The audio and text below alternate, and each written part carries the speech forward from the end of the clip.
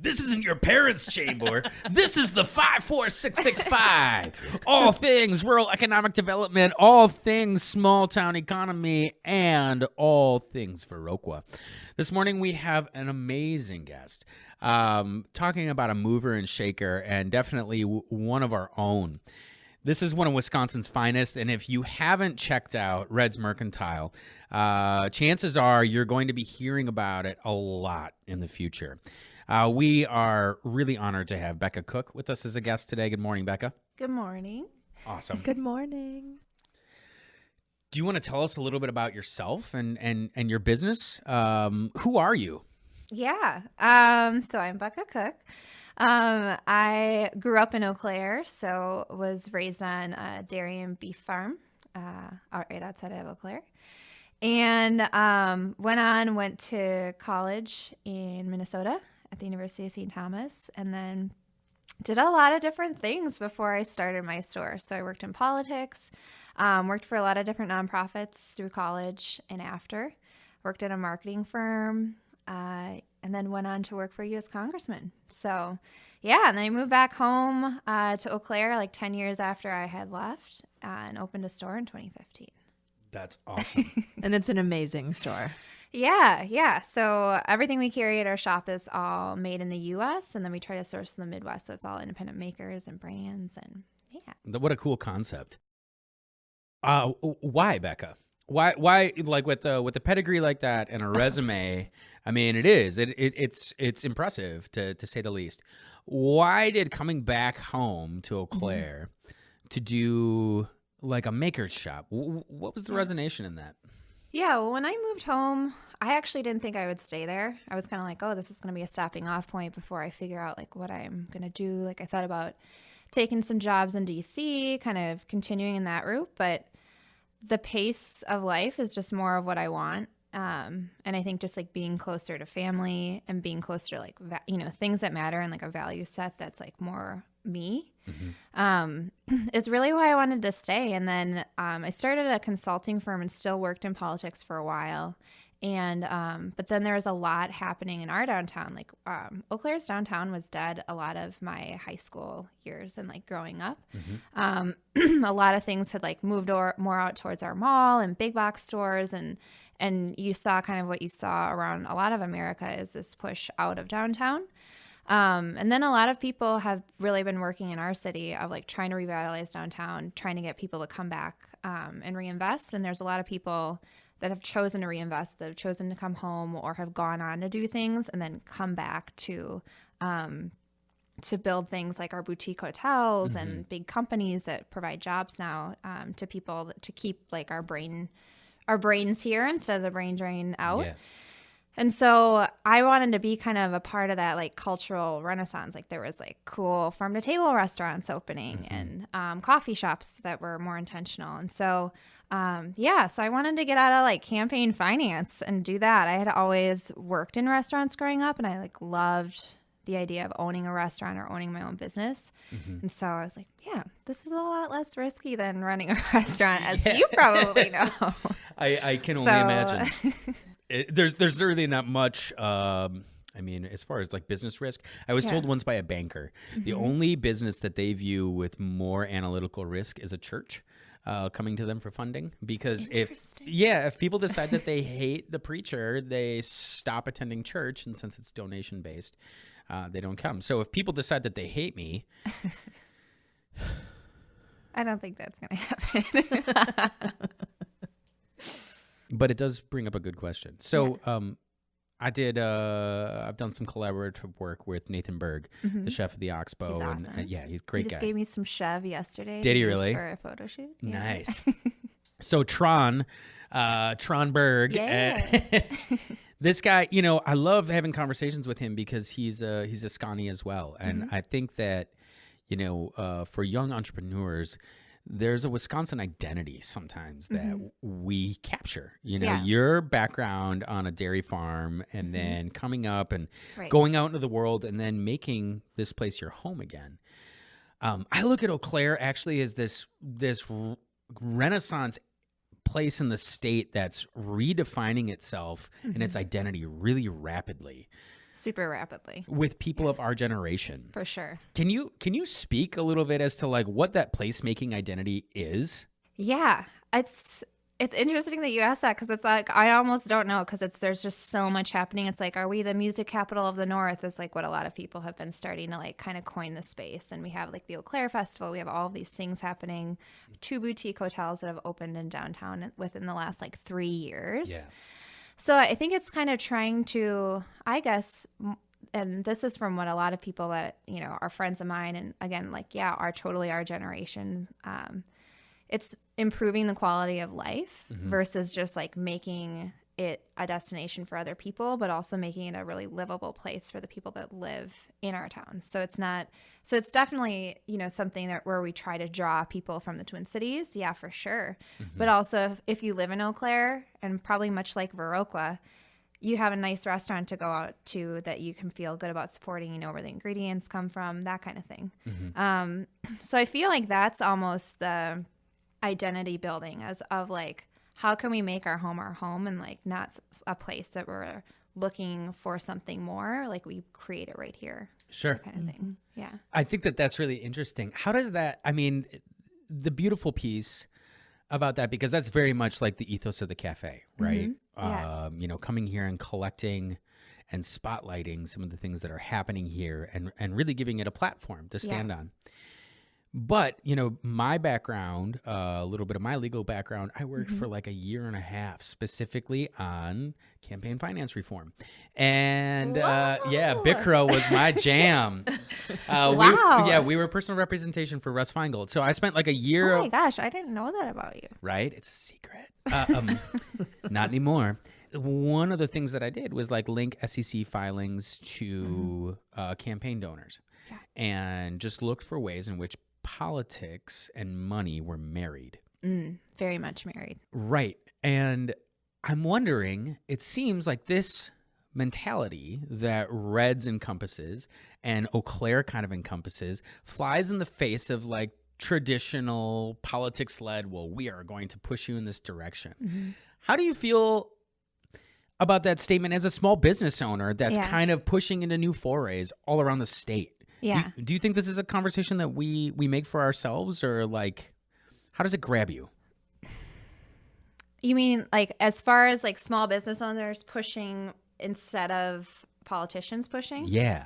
You're setting the definition for who we are as opposed to waiting for that outside influence to say like, you know, this is what's coming out of Madison or DC and this is, you know, and I think even being a town outside of Madison and Milwaukee, it's like, okay, so you have like northern Wisconsin and there's a lot of things missing from like our rural economies up there. And even like Viroqua is outside of Madison, you know, it's a very much a rural community and no one's paying attention to those communities and no one's going to pay attention unless we do I feel like unless we do it ourselves. Like I at this point, you know, I've thought in different periods of time about like potentially like running for office or something. I think you can be more agile and effective as a great small business owner and like generating economic development than any politician can try to do because you're in the trenches and you know it and you get it and you understand what your community needs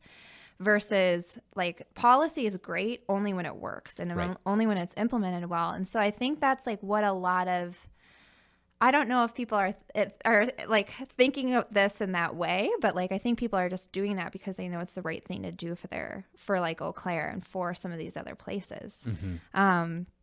Yeah, I don't know. I just don't think we can wait around. I think it's failed us a lot. Yeah. So you have multiple pop-up locations around the state. Where are they located currently? Yeah, so I partnered with 2 other women that own their own businesses in Madison. That was kind of a random thing, a developer. They're trying to encourage more retail on the square. And he really encouraged us to get in on that space. And so Madison, right on the square. And then here in Viroqua, right on the main street. And then downtown Eau Claire. And then we had a really short stint out at Oakwood Mall that ended actually last night. So we were there for 2 weeks, which was really interesting because I'm a really downtown kind of gal. And that's really like the market that we try to appeal to. So it was interesting trying to teach people like, hey, this is a minimalist store in the mall. Everything here is made in America. Right. Welcome. Yeah. It's like, what is this? It's almost like a little bit of social architecture, you know, Yeah. when you start changing people's thinking patterns and where it Yeah. goes. So it was beneficial in ways more than like sales. Like we didn't actually do that great out there, to be honest. But like I'm looking at it as more of a long game of like helping educate people about how they consume things. Sure. So, and then the last thing that we have an incubator space for a grant program that the store helped start, the Red Letter Grant, which is downtown Eau Claire. And so a developer in Eau Claire donated the space similarly kind of to the pop-up program in which every year a new person will be able to utilize the space to launch their business. That's really cool. Yeah, it's really cool. The developer was just like, hey, I want to help your program. What can I do? I was like, give us some space. Yeah, that's really cool. Yeah. Can you talk a little bit, because you mentioned it there, the Red Letter Grant, what is that? Yeah. So when I opened my store, I didn't come from an affluent family. I mean, we sold all our cows. You know, farming is hard. Yeah. And I didn't take out a loan. Didn't get any grant funds. It was all from like personal savings. I started the store around like $10,000 to $12,000. So Wow. not like a super huge budget necessarily either. Did a lot of the work myself. Like my family and I were painting, mudding walls, doing all that fun stuff. And so it was great. It started off really more as this kind of pull your bootstraps up kind of operation. And as things started to cash flow, I was able to grow it in a bigger way. But while I was starting up and kind of throughout that first year, a lot of people that would come in would be like, wow, I wish I could do this. Or how did you do this? And a lot of questions like that. And I was like, you could do this. Like, Right. you know, or like, I wish I could do that. Or maybe I'll do that when I retire. And I really firmly believe it's like, if you want to do something, figure out how to do it and do it right now. And so that's something that stuck with me a lot. And a lot of people were always like asking me to go to coffee and can I pick your brain? And like, you know, I'm like, I was like, okay, let's do something. Clearly people are excited and want to do something more than their day jobs, whatever those might be. And so I decided to start this program called the Red Letter Grant on the 1-year anniversary of our shop opening. And I had wanted to do some sort of like social entrepreneurship thing since I started the store. I took a class my senior year of college, and it really resonated with me where I had worked in nonprofits for a long time. But it's like, oh, actually, you could just use your business and do good too. And so we launched a section of goods called the Red Letter Goods, and 15% of sales from those goods goes towards the grant. So I thought, oh, it'll take us about a year to get maybe like a couple $1,000s together. Well, everybody like was super excited about it. Yeah. So within like 3 months, we gave out two $2,000 grants from individual contributions. Other businesses held fundraisers. Like nothing we solicited. Like we just started asking people for money this year. That's awesome. Because we're gonna grow it to a statewide program by 2020. So Oh, that's fantastic. So peeps in Viroqua, get Baller! ready. Yeah. Exactly. So Yeah. as a woman that owns a business and as a woman who is fairly influential online, I think it's safe to say that on Instagram and Facebook, you're an influencer. What are the responsibilities that come with the role of being a woman who's an entrepreneur who is showing other women the way? What does that look like? I think it's a hard responsibility to have sometimes. I feel like you're kind of held on a pedestal and you're really watched about like how you do certain things. I think it's also important, and I will always be like this, is just to be myself and like authentic as I can be. Because I think, what you put out there is what, you know, people take. And I don't know, I think social media and like those kind of platforms can be kind of hard sometimes when you're comparing yourself to like a lifestyle. I mean, I have women go on there and share what their real beauty routines are, like in their bathroom, not like, here's a model putting on a face mask. Right. You know, and so like that's really important to me. And I think as I think as Wisconsinites, that's like kind of what we're looking for. It's like, authentic things that are like good for us and good for our community. I don't know. You know what I mean? As far as like products and that kind of thing. So yeah. Absolutely. Yeah. One of the things that when we started the pop-up shop program in Viroqua, we really weren't prepared for how it was going to change the footprint of our downtown. So all of a sudden we had all of these women, young women specifically, who were opening businesses and having enough success that they were staying. Yeah. And because they stayed, we now have a downtown that has more women owning businesses, young women, than ever before. Yeah. What do you think of programs, not only like some of the things that you offer, but the pop-up program in Viroqua? How does, in your mind, how is that, we can see that it's empowering women, but where does this kind of low-cost grassroots economic development fit into the future, not only of this community, but Eau Claire and the state of Wisconsin?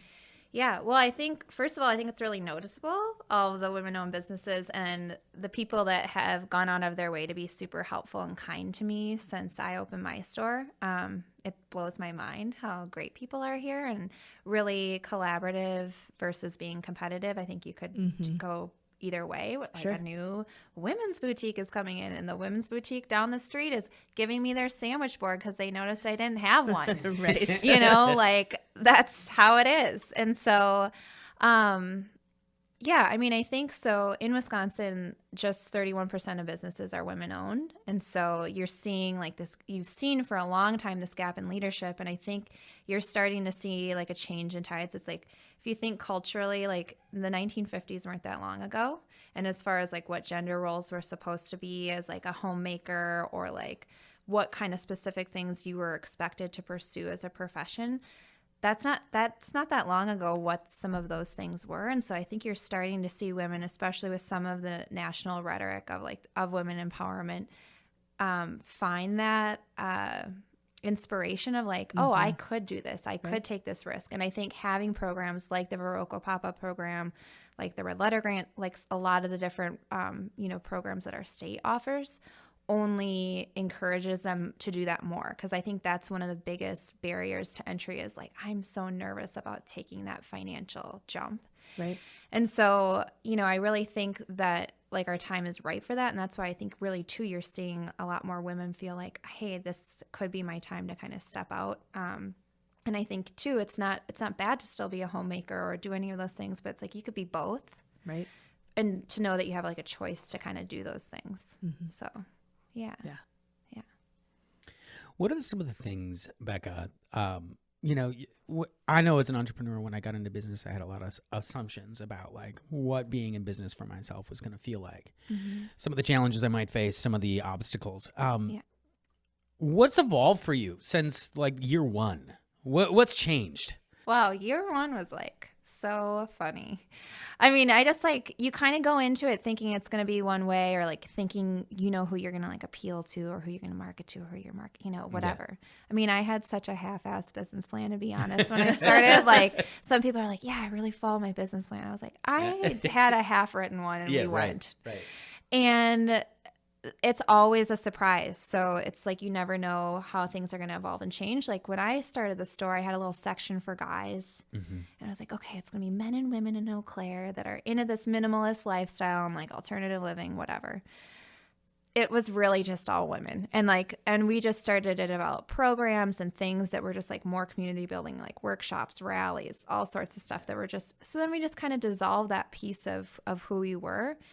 And I think just as like an entrepreneur too, I don't know, I thought I was like, oh, I'll make my own schedule. Like I'll have all this time. And I still do. I mean, I utilize my time in a crazy way. Yeah.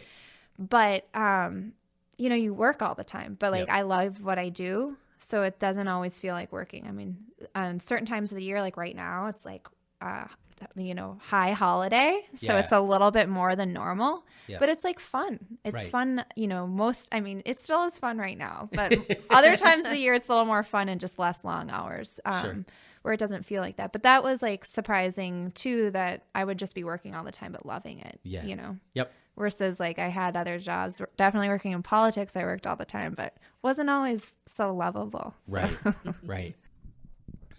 You mentioned a little bit about politics, and I keep going back to the identity thing, because that's my MO, right? Yeah. I really want, having grown up in a farming community, and, I say this, so this might be repetitive for listeners, but like I spent most of my life kind of marginalizing this place because I was saying that I was from someplace between Chicago and Minneapolis, or Madison and La Crosse. And it's my goal to give this place an identity, right? Yeah. So as a kid growing up here in a dying farming community, or what was a dying farming community, you can look at this place and point to it.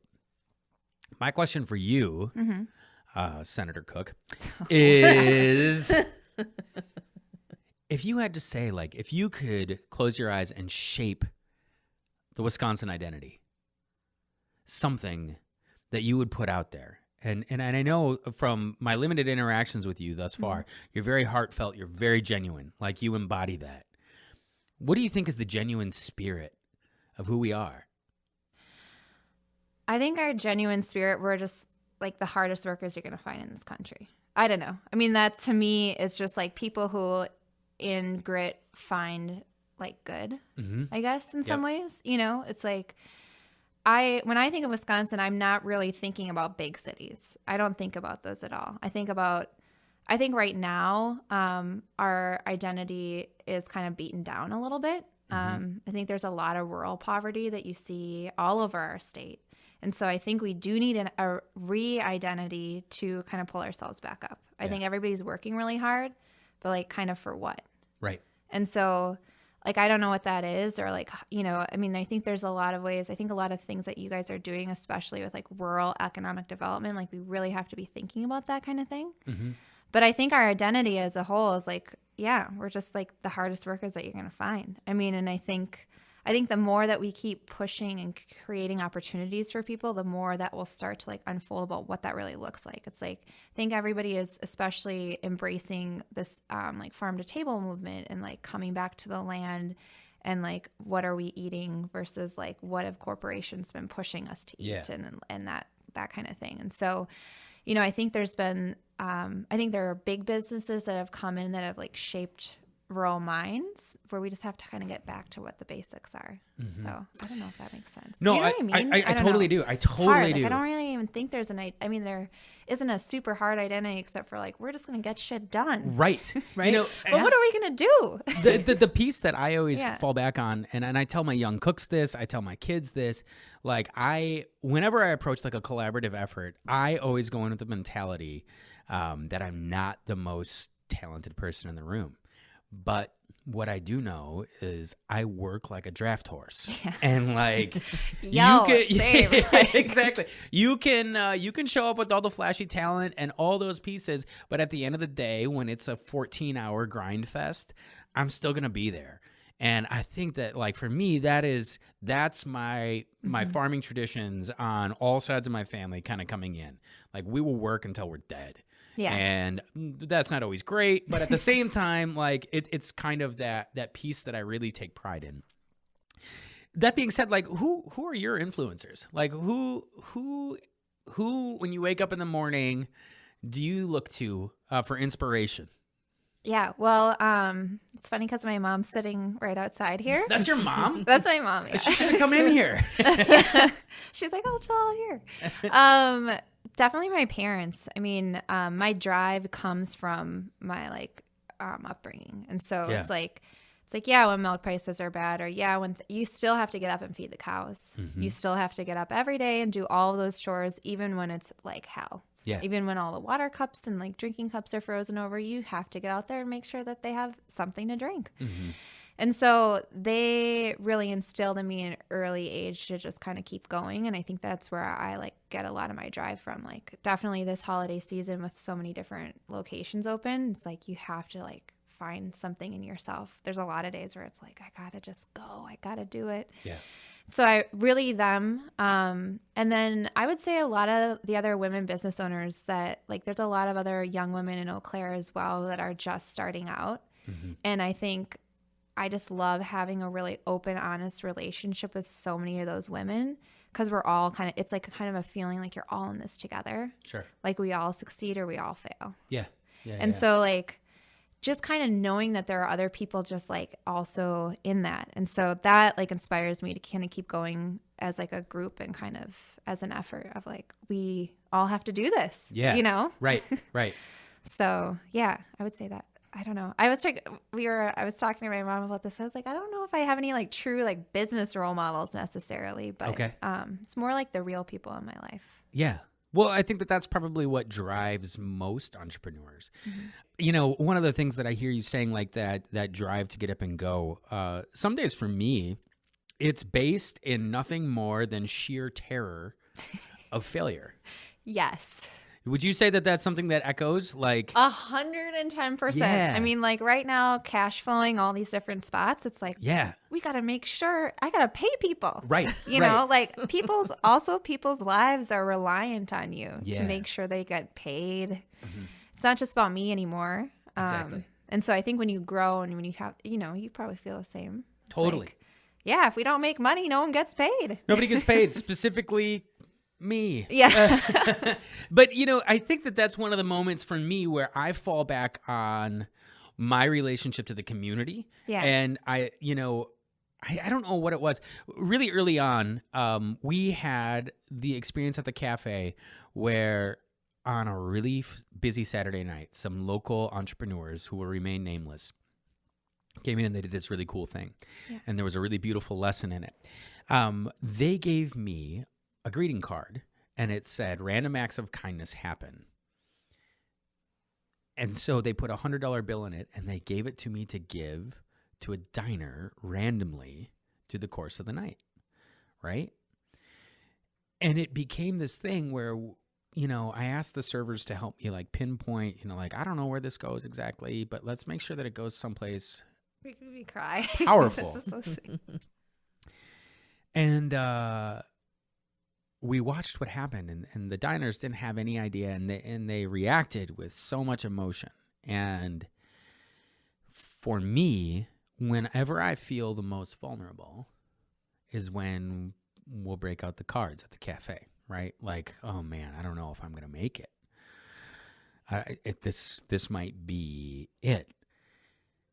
You know, with some of the social programs that you have kind of built into your business, how much do you rely on those times when it's really, really hard, you know, to push the conversation? And I guess if you were giving someone insight into starting a business, how important is that to you in the fundamental mission of why you do what you do? As far as with like starting the Red Letter Grant or Yeah. You know, those things that give it meaning. Yeah. And sometimes it feels Yeah. I mean, meaningless. like in the last 3 months, 3 women have opened their brick and mortar stores. And it just Yeah. makes you feel like, oof, you know, like this would not be here. This little bookstore in the corner of a neighborhood that was like a lice store before that. I mean, Did you say a lice? A lice like shampoo. Yes. I didn't know that there were actual stores for that. Very bizarre place. Awesome. It was like Yeah. lice enforcers or something. Lice sorry. enforcers? No, that's Sorry, awesome. I feel like we went to something really heartfelt to the light. Oh, I No, love it's the good levity. to break it up with a little Okay. comedy. That's my next pop-up shop idea. Denied. Lice enforcers. Well, I mean, and it's like why it's worth it. It's like Yeah. otherwise, what are we doing? It's like I'm just pushing product. It's like what is that about then? Right. Like Right. I didn't grow up dreaming to do that. Exactly. I grew up dreaming to like make impacts in like a bigger way. Mm-hmm. And yeah, I mean, that's why, I mean, I feel like, especially with the Red Letter Grant, like we want to grow it into something, this is really long term, but that serves like one of our big pieces is how do we work to grow rural communities and like create meaningful opportunities in places where there aren't. Mm-hmm. Yeah. And like, we don't want it to just be a grant program, but a program that has services including like how do we advocate for healthcare? How do we, have workforce development in smaller towns? And especially how does that benefit women? So I think that's a super meaningful part of the conversation because as we go through conversations about economic development, I really, to do the cafe, like, I know that this concept would work in Madison. It would work in Milwaukee. Yeah. It would work in a La Crosse or Eau Claire. Yeah, right. But I really love the fact that it's the rural community, like developing that identity again, and I really think that it's really important what you're doing. Yeah. That empowerment piece, that picking us up, that's the next chapter of who we are. And I'm really encouraged by the fact that this is where we're from. Well, and I think that's what we have to do. Like you said, like that's our next piece. If we aren't doing things like this, then who is going to be the next one? If there aren't programs like the pop-up program, or if there aren't things that you're doing like mentoring and like teaching people about how to cook and grow food, that whole kind of piece, the whole slow food movement, then it's just not going to happen in small places, and that's where it's got to start to create like bigger growth, I think. Yeah. Yeah. I don't know. Awesome. So, Becca, what's next for you? What's the next big project for Red's Mercantile? I don't really know. I think this was kind of an insane winter as far as like everything that we took on, and they were like opportunities that all came at the same time, and I didn't want to say no to anything.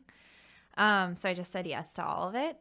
And I just kind of want to step back and see like, okay, this was great. Where do I want to stay and what do I want to grow from? It's like we got to learn from different communities and different markets and see what they liked. But it's like now from here, like what do we want to do next? So I kind of want to take a little bit of January figuring that out.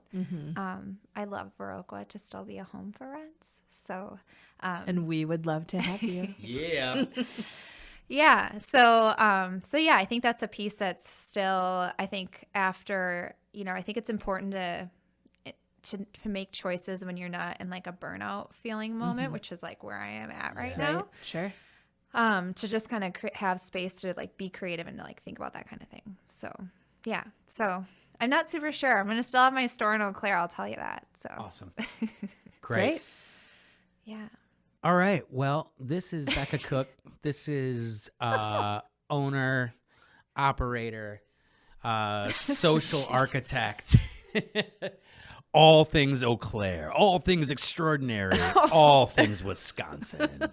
You've been listening to the 54665. Thanks a lot. Bye-bye. Bye.